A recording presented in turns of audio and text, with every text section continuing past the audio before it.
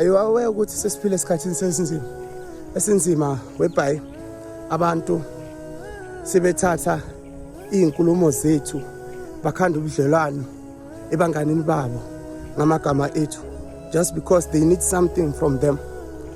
So ngithi ke ezinye izinto mfethu siyazi ukuthi siyasijabulisa kangakanani kodwa masizama ukuminimize izinto zethu ezinhle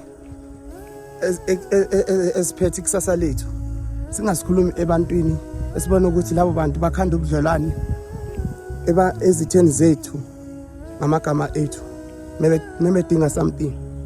Ngithi ke bakhona abantu bazofika empilweni yakho bebaye they need something, babona ukuthi impilo yakho iyathuthuka, bafika ngokuthi badinga something bese uyaba rejecta, bese awubasiza, bazohamba bayocela something kubangana ababo abanye ngegama lakho bakhuluma kabi.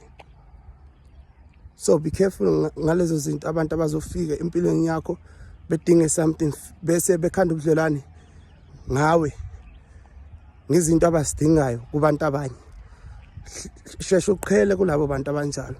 Ngiyaxwayisa. Ngiyabonga. God bless you.